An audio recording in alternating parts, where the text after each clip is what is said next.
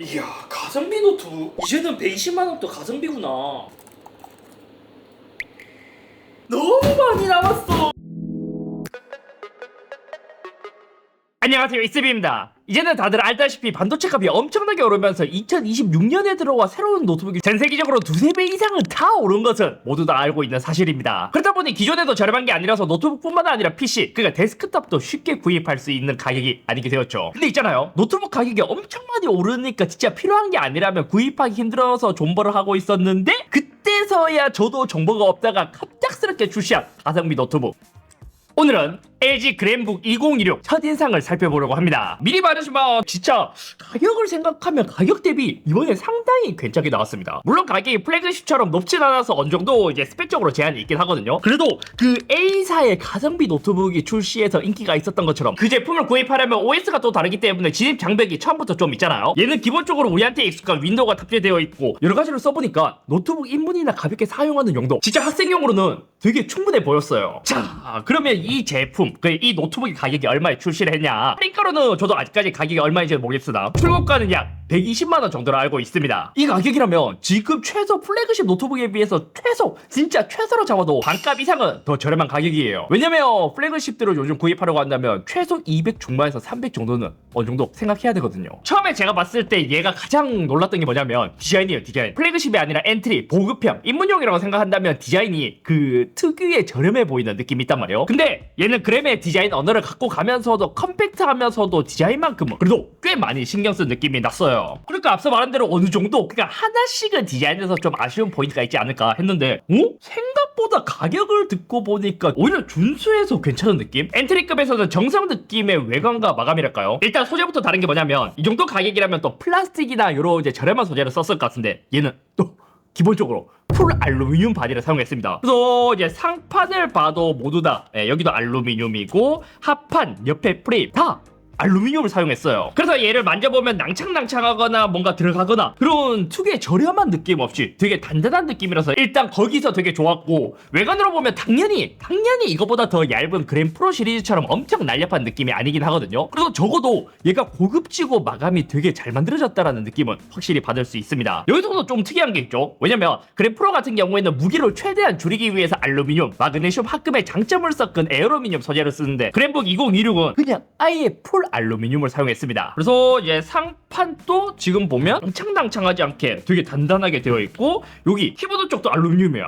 알루미늄을 사용했고, 합판도 알루미늄이라서 되게 깔끔합니다. 근데 대신 이제 뭐 이런 이제 나사 같은 거 있잖아요. 나사는 뭐 고무 패드 밑에 숨겨두거나 그런 것 없이 이제 외부로 노출되어 있긴 하지만 전반적으로 마감도 되게 좋습니다. 되게 또 좋은 포인트가 뭐냐면, 얘를 이제 처음에 제가 상판으로 봤을 때 느낀 게 뭐냐, 여기 모서리에 봤을 때 LG가 이 정도 가격대에서 다이아몬드 커팅을 넣었나? 이런 생각을 했는데 실제로 보면 얘가 다이아몬드 커팅은 아닙니다. 이거를 그냥 디자인적으로 다이아몬드 커팅처럼 이렇게 만들어 놨더라고요. 이런 것도 있고, 이 바디를 보잖아요. 이 바디도 각져 있는 게 아니라 이렇게 살짝 아래쪽으로 라운딩 처리가 되면서 이런 디테일, 마감, 이런 것도 되게 좋습니다. 또 이제 안쪽에도 여기도 그냥 일자로 깎은 게 아니에요. 모서리 쪽에도 살짝 라운딩을 주면서 안쪽으로 파고 들어가는 이런 디테일. 물론 디스플레이를 봤을 때 베젤은 좀 이제 아쉽긴 해요. 살짝 두껍기도 하고 약간 저가형의 느낌이 나는 베젤, 요거 빼고는 진짜 괜찮습니다. 근데 터치패드 쪽은 또 다이아몬드 커팅으로 모서리에 또 만들어 놨기도 해요. 그리고 이제 터치패드 같은 경우에는 얘는 다이빙 보드 방식이다. 다이빙 보드 방식이라면 위에는 눌리지 않고 아래쪽으로 갈수록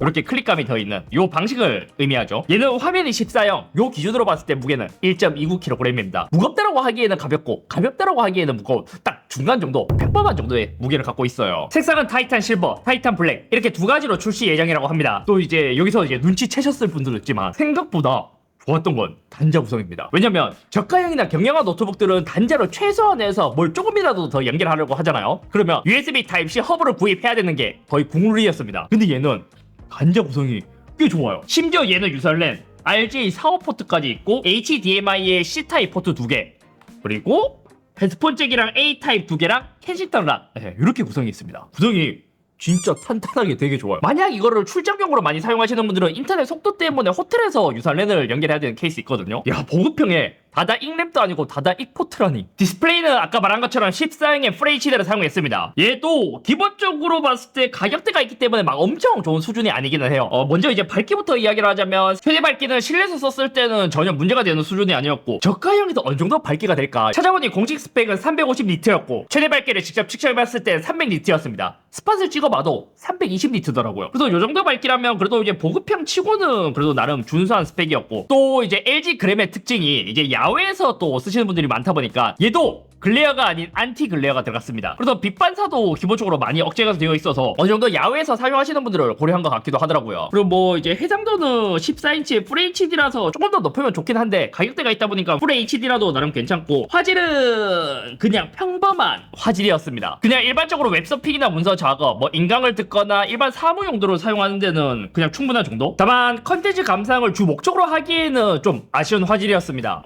그리고 이제 디스플레이 이야기 하다가 나온 건데 저는 되게 좋았던 게 뭐냐면 야 이거 웹캠입니다. 웹캠 위치는 일반적으로 동일하거든요.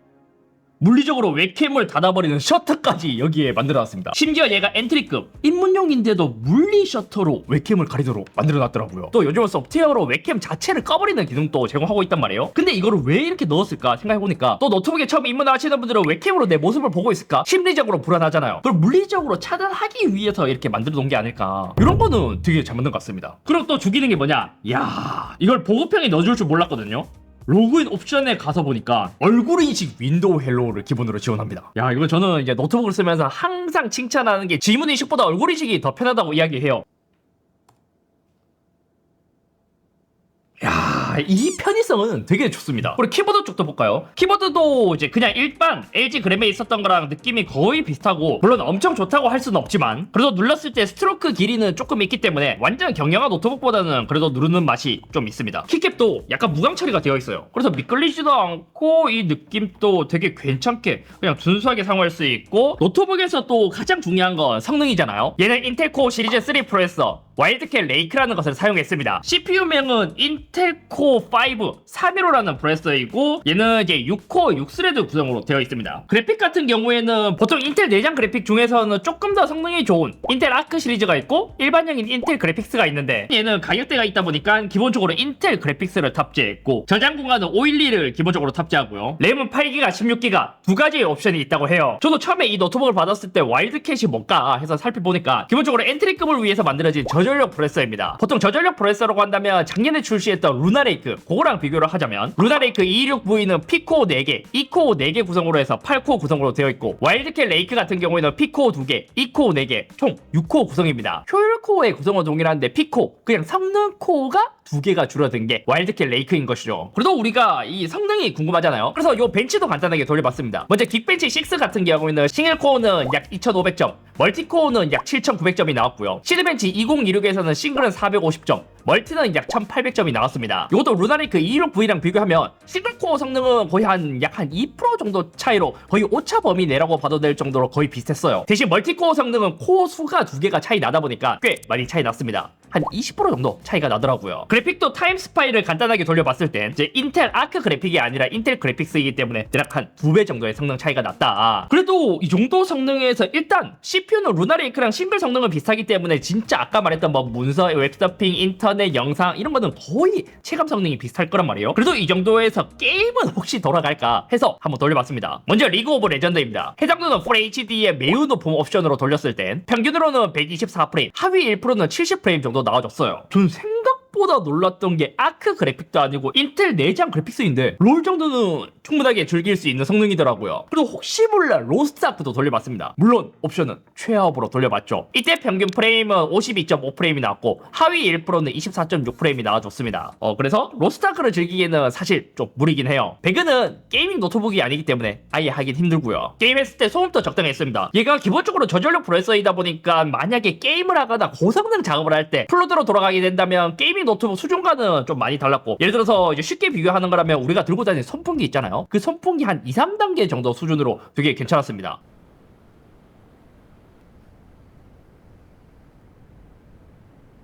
발열 또 게임할 때 보니까 롤 할 때 이렇게 만져보잖아요. 그러면 보통 보통 게임을 하게 된다면 약간 뜨겁다라고 느껴지는데 얘는 뜨겁다라는 느낌은 없었고 좀 미지근하다 그 정도로 느껴질 정도로 발음도 꽤 괜찮더라고요. 스피커는 하단에 양쪽으로 두 개가 있는 구성입니다. 이것도 제가 누누이 말하던 스피커가 바닥에 있으면 얘가 뭐 책상 위에서 쓸 때는 괜찮지만 뭐 이제 허벅지 위에 올려두고 쓸 때 이럴 때 스피커 가려지기 때문에 이제 좀 위쪽으로 많이 올라오는 추세라서 아쉽긴 하지만 어떻게 생각하면 보급형이니까 이 정도는 또 나름 괜찮은 것 같기도 하고요. 소리 한번 들어볼까?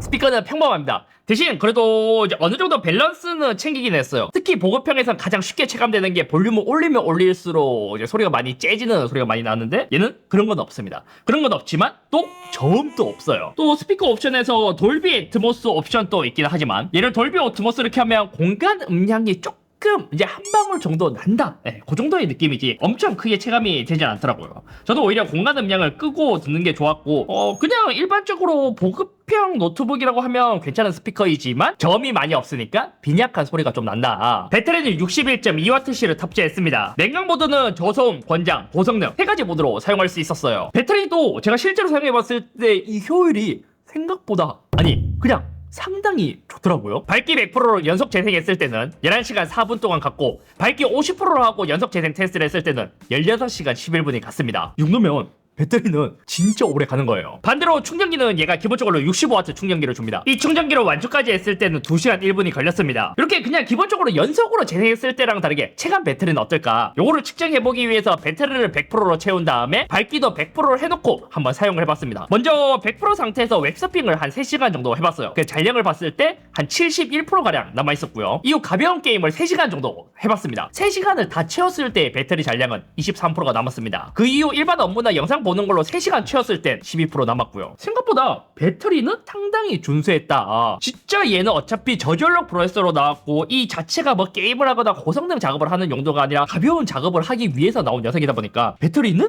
상당히 좋았습니다. 네, 진짜 깜짝 놀랐어요. 갑자기 궁금한데 합판 한번 뜯어봅시다. 오랜만에 노트북 합판 뜯는 거긴 하지만 오, 합판. 와, 내부도 거의 뭐 일반 그램이랑 크게 다르지 않나요? 흡입구도 펜 쪽에만 달려 있습니다. 이것도 모두 다 뚫려 있다고 좋은 게 아니에요. 공기 흐름도 효율적으로 들어갔다 나갔다 할 수 있어야 그게 열을 더 식히는데 유리하기 때문에 여기는 디자인을 위해서 구멍을 뚫어놨고 실제로 여기만 공기가 들어가는 흡입구입니다. 내부도 깔끔하게 잘 만들어져 있네요. 중앙에 배터리가 들어있고 스피커가 그래도 크기는 좀 있는 편이네요. 이것도 방열 처리가 이렇게 좀 길게 해서 팬이 이렇게 가네요. 그리고 팬이 상대적으로 엄청 커요. 프레스는 저전력인데 팬이 진짜 크네. 이래서 체감 발열이 생각보다 낮았나? 나머지는 엄청 특별하다고 할 만한 부분은 없습니다. 내부에 팬이 큰 게 상당히 인상적인데요. 전반적으로 얘를 살펴보면서 든 생각이 뭐였냐면 가볍게 사용하는데 그램 프로로 사기엔 모든 기능을 다 쓰는 게 아니라서 가격적으로 부담이 좀 되고 입문용 가볍게 사용하는 노트북을 찾으시는 분들에게는 상당한 가성비 있는 노트북이 되지 않을까 싶습니다. 최근에 또 A사에 나온 노트북 같은 경우는 걔도 가격이 상당히 괜찮게 나와서 인기가 되게 많았단 말이에요. 근데 또 그거를 막상 구입하기에는 이제 OS 자체가 윈도우가 아니다 보니까 또 진입 장벽이 있었고요. 그런 분들이 충분히 대안으로 구입할 만한 노트북으로 보여요. 아마 전자기기를 좋아하시는 분들은 디스플레이가 좀 아쉬운 수준이라서 거기서